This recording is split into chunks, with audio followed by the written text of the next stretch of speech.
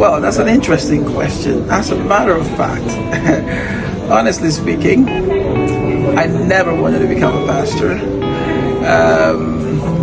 I've always been running away from this calling.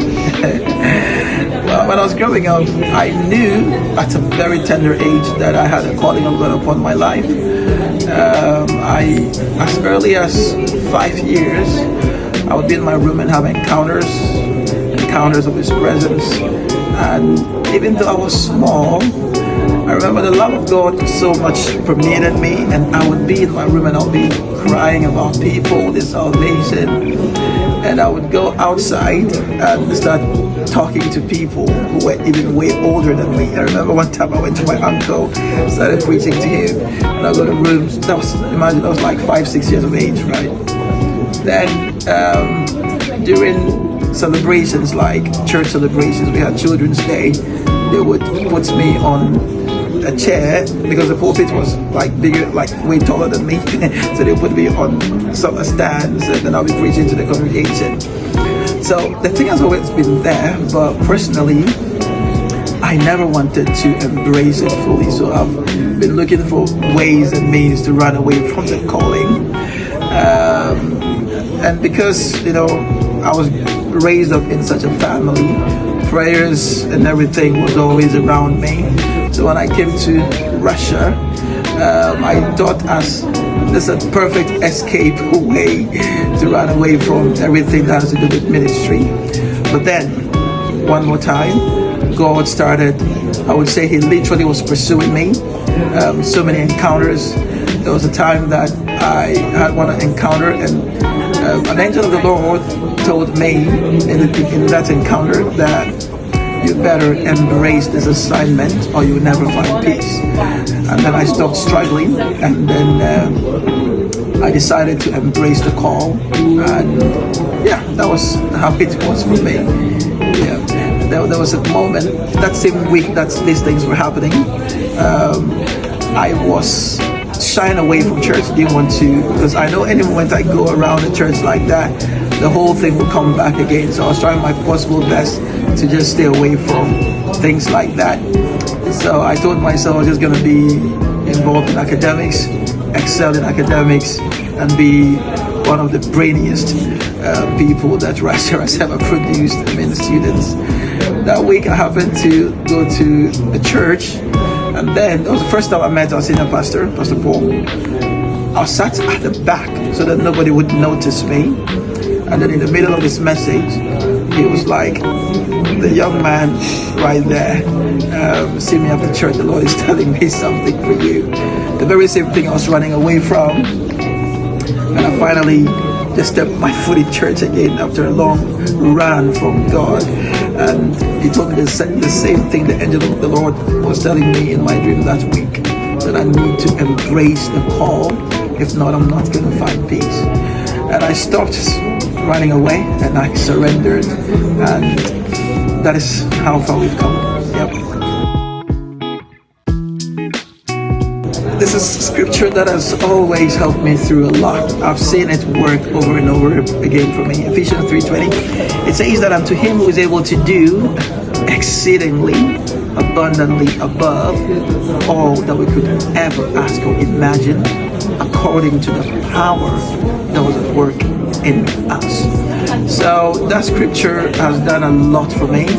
I started studying much more about the power of God at work in us and what it's able to do. And it's tremendous what it's able to do. It can transcend your wildest imagination, from healing, from provision, from the power to save the lost, to do a lot of things, and that's transcends my imagination. The fact that God is telling us that He's able to do even much more than I could ever ask or pray for.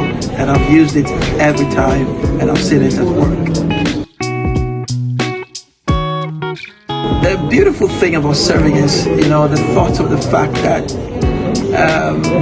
every day you are making a difference in people's lives. People come with different backgrounds, they come to identify with us. And by the time they leave, their lives are so transformed. They leave with powerful testimonies of how they identify with us, and then they have been changed radically. And then they go back as agents of change, also igniting others. That is what thrills me the most, that we are making impact daily in the lives of people, making them discover purpose, reconnecting some with God, those who have lost their path, and then those who even don't know God come to know God through the ministry, and they attribute it to the fact that their lives have been transformed ever since they identify with us. That's the joy of it. Interesting question. Yeah, my hobbies. Truth be told, I barely have time for hobbies, but I enjoy playing table tennis. It's something I enjoy doing.